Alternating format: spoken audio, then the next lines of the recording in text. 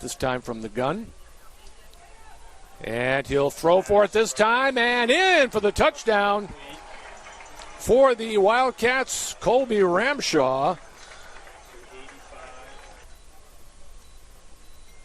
And the kick is away, and they'll say the ball was touched. Nick Tanzola got knocked over. Here's Laube coming back the other way. Another flag goes down. Laube stays on his feet inside the 20. Let's see if this will stand up. There are flags everywhere. And now on 4th and 4, wide open is Laube, and he'll score. Some missed assignment there. If there's one player you got to keep an eye on, Dylan Laube. 2nd down 5 for the Wildcats. Laube turning the corner, gets a great block, and he'll score. Oh, he got a great seal block on the outside. And Dylan Laube, who scored 15 times on the ground a season ago, gets another one. Flawless thus far running the offense. And he'll throw here on 2nd down. And wide open down the middle, and catching it inside the 20 is Heron Morisseau, and he's in for the touchdown. Skyhawks look like they're bringing pressure on Brosmer. Here they come. He'll step up, and he'll be taken down at the 48-yard line.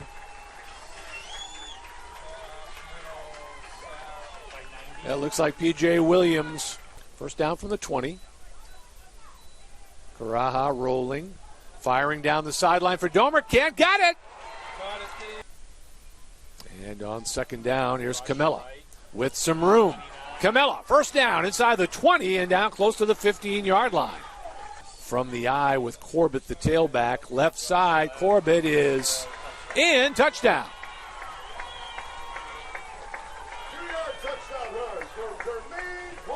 Nice job by the left side of the offensive line doing the job. And now on 3rd down, Karaha, here's the pressure over the middle, got his man. That's Domercan inside the 40. Domercan inside the 30 before he's finally run out across the way by Noah Stansberry. Karaha dumps it off. Corbett inside the 20. Corbett inside the 10, and he's run out of bounds on the near side at about the 7. Good snap. Kick is on the way. And it is good. Perry Shelbert's been terrific in his career with the Skyhawks. Brosmer from the 4. Holding, fires to the back line of the end zone, and that's a touchdown. Brosmer to the near side, and it is caught for a touchdown. Logan Tomlinson. Dunphy, first down. Corbett again. Here's Jermaine Corbett. That's the Jermaine Corbett we have seen. And he scores from 23 yards out. We knew it was in him. Yeah, I mean, obviously not the outcome that we were hoping for today. Obviously that's a really good football team that we played, and they got off to a really fast start. I think it'll be interesting looking back just to kind of see, maybe some of the opportunities we did have or where we didn't capitalize. But I know that we're capable of better. And I think we showed that at times, but we got to show it consistently, and we just didn't do that today. So hats off to them, but we've got to take care of our part too. So excited to move forward, obviously, and get the guys back on the practice field and get back to prep. We got a league game coming up this week, so we're excited for that. How obviously falling behind early, it makes it hard, but the guys kept battling though. You stayed with it. How much pride do you have in them in that regard? Because it's hard. You fall behind 27-0. It's very easy to just wave the white flag and call it a day, but they kept competing. Yeah. How proud are you? Yeah, I'm extremely proud of the way our guys battle. I mean, we've risen to every challenge that we've thrown at ourselves or at the guys. So I know that there's no quit in them, and we've talked about that as a team, like playing our brand of football regardless of what the score is, regardless of what the potential outcomes are, and kind of staying true to being the best version of ourselves. So extremely proud that our guys just continue to fight. Talk about Asher's performance. Obviously, he hung in there. Mm-hmm. I mean, he got hit. He had to vacate the pocket a few times, but he kept competing. He kept slinging it. Talk about him and his performance. Yeah, I mean, it's pretty impressive to talk about a kid who didn't take a snap during spring ball. I mean, this is the first time he's gotten hit since last November, right?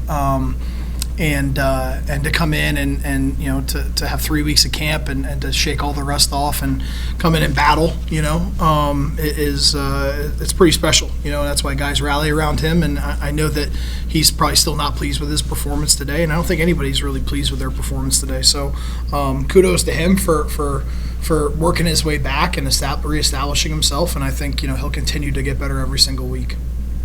And the jump from here is just improving just week by week, but you get 3 weeks on the road now. How much of an uphill climb is that for you guys, just scheduling wise, logistically? Yeah, I think it's fun.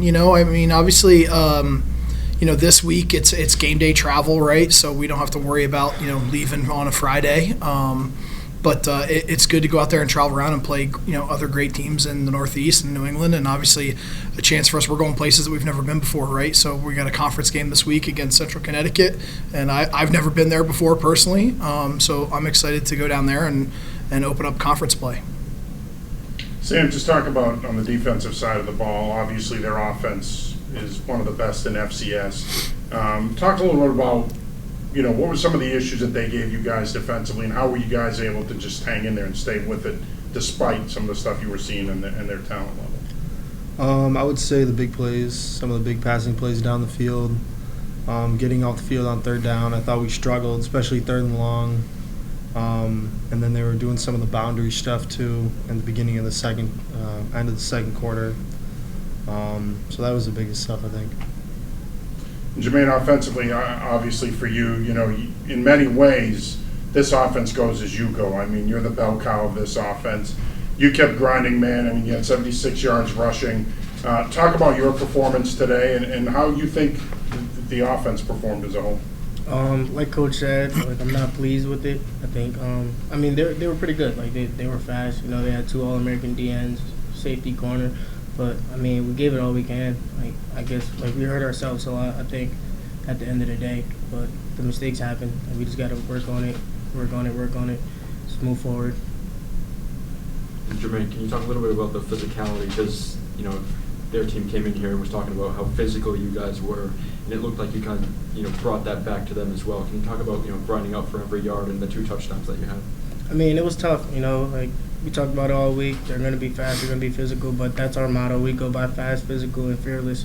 So I think we brought it to them as much as we could. Coach, how do you obviously it's a tough loss. You know what you were up against physically, but how do you look forward now and move forward and leave this in the past and try to build some momentum over the next 3 weeks? Yeah, the biggest thing for us is we're going to watch the film as a staff. I know a lot of our guys are going to watch the film tomorrow. We'll watch it with them on Monday, and we'll hit the weight room and we'll shift gears. We're going to when Monday morning hits, or really tomorrow afternoon, our staff will be all over Central. And for us, we got to lick our wounds. We got to get some guys back healthy that maybe got dinged up today, but. There's no time to feel sorry for yourself when you're in the thick of the season. So, for us, it's we got to make the corrections that are pretty glaring on film, and we got to come up with a plan to put ourselves in a position to be successful against Central.